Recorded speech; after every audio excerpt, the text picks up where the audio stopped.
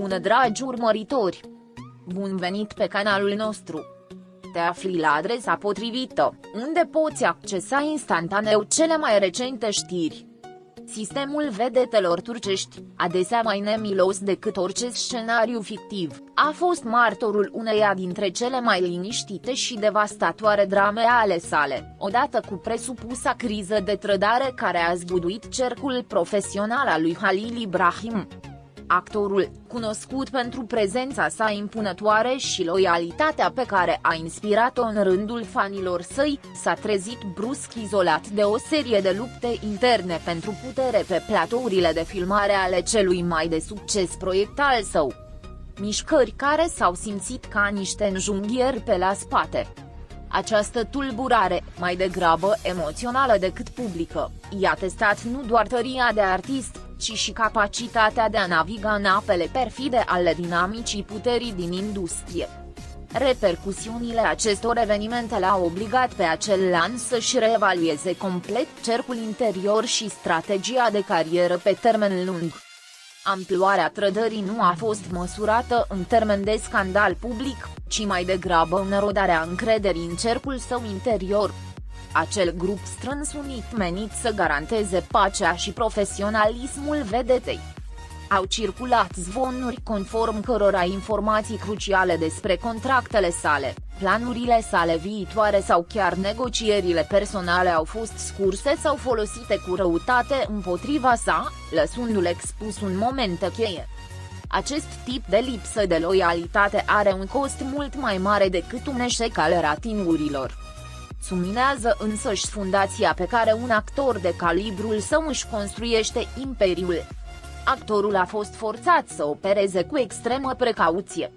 Impactul inițial asupra carierei lui Halil Ibrahim a fost un impas strategic care a durat mai mult decât se aștepta. După ce magnitudinea problemei a devenit clară, actorul s-a retras temporar din atenția publicului și din negocierile pentru noi proiecte, conștient că orice mișcare pripită ar putea fi exploatată de cei care l-au nedreptățit. Această perioadă de absență nu a fost o pauză, ci o perioadă intensă de restructurare juridică și personală în care s-a dedicat reparării rupturilor din cadrul echipei sale și protejării sale de viitoarele atacuri. Industria a urmărit tăcerea sa cu îngrijorare, interpretând-o ca un semn de vulnerabilitate sau, mai rău, de înfrângere. În ceea ce privește imaginea sa, criza a generat o nouă narațiune în jurul lui Halil Ibrahim, transformându-l dintr-un idol enigmatic într-o figură marcată de o melancolie subtilă, dar perceptibilă. Presa de bârfe a început să speculeze despre cine a fost trădătorul și care au fost motivele sale, alimentând un mister care, deși dăunător la început, a ajuns să adauge un strat de complexitate personalității sale. Fanii loiali au interpretat tăcerea și prudența sa ulterioară ca un semn de demnitate și putere în fața adversității.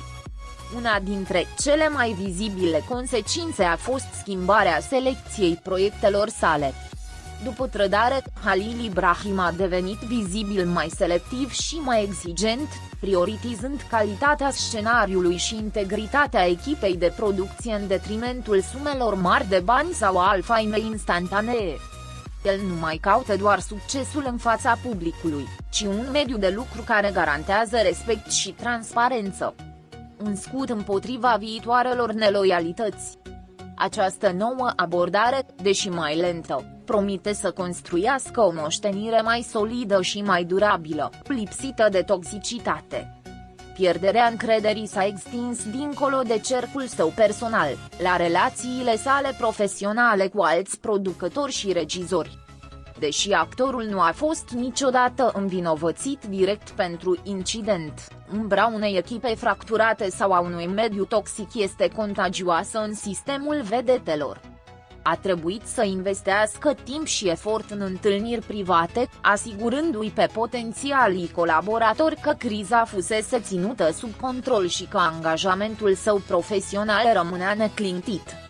Această nevoie de a-și vinde stabilitatea a fost un efort extenuant și umilitor pentru o vedetă de calibrul său. În mod ironic, Criza a servit drept catalizator pentru creșterea artistică a actorului. Se zvonește că durerea și dezamăgirea trăite în acea perioadă s-au tradus într-o profunzime emoțională remarcabilă în interpretările sale ulterioare.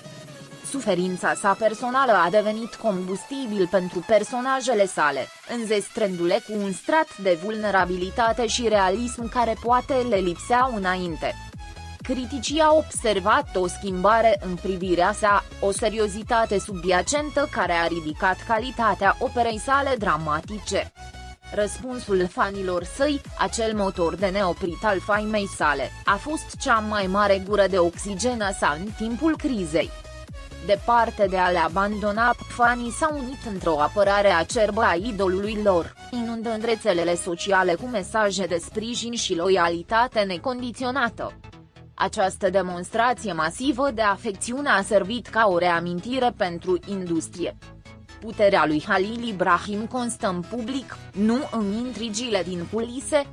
Actorul a recunoscut acest sprijin cu o expresie discretă, dar sinceră, de recunoștință. Incidentul a avut, de asemenea, un efect subtil, dar semnificativ, asupra dinamicii noilor sale colaborări. Halil Ibrahim a adoptat o abordare mai proactivă și vigilentă, implicându-se în detaliile producției și ale gestionării imaginii într-un mod pe care îl delegase anterior. A învățat lecția dură că controlul este esențial pentru supraviețuirea în culmea faimei, transformându-se dintr-un actor într-un antreprenor autodidact, cu o perspicacitate reînnoită. Industria în general a luat act de incident, considerându-l o poveste cu avertisment despre fragilitatea relațiilor profesionale într-un mediu atât de competitiv. Managerii altor actori și-au reevaluat contractele și clauzele de confidențialitate. Criza lui Halil Ibrahim a devenit un studiu de caz despre cum succesul poate atrage prădători deghizați în prieteni sau colaboratori apropiați. Revenirea lui Halil Ibrahim pe platourile de filmare a fost un eveniment discret, dar încărcat de simbolism. Nu mai era tânărul idol în ascensiune, ci un veteran cu cicatrici care supraviețuise unui atac intern. Colegii săi de filmare și echipa tehnică au observat la el o rezervă profesională, o distanță necesară care îi permitea să fie cordial fără a fi vulnerabil. Căldura de pe platourile de filmare a fost înlocuită de o eficiență rece și metodică. În ciuda provocărilor, criza trădării nu a reușit să-i deraieze cariera, dimpotrivă, a redirecționat-o. Oportunitățile internaționale au rămas puternice, talentul său fiind apreciat mai presus de bârfele lumii divertismentului. Actorul a dovedit că valoarea sa era intrinsecă, nu depindea de pacea temporară a împrejurimilor sale imediate. Lumea divertismentului global, mai interesată de calitatea dramei decât de drama vieții sale, i-a oferit refugiu. Trecerea timpului i-a permis lui Halil Ibrahim să-și reconstruiască cercul interior pe o fundație mai solidă, alegând profesioniști cu o experiență dovedită de etică și loialitate și eliminându-i pe cei care au prioritizat câștigul personal.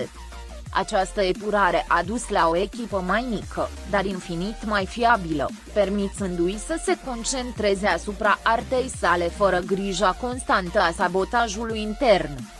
Este o lecție învățată cu un cost foarte mare.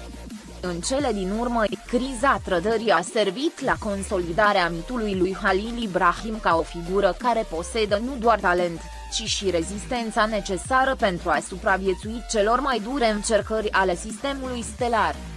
Cariera sa nu a fost distrusă, a fost reconstruită în focurile neloialității, ieșind mai puternic, mai înțelept și cu aură de războinic supraviețuitor care nu face decât să adauge profunzime legendei sale. Povestea sa este acum o dovadă a faptului că uneori cel mai mare dușman este în interior. Pascali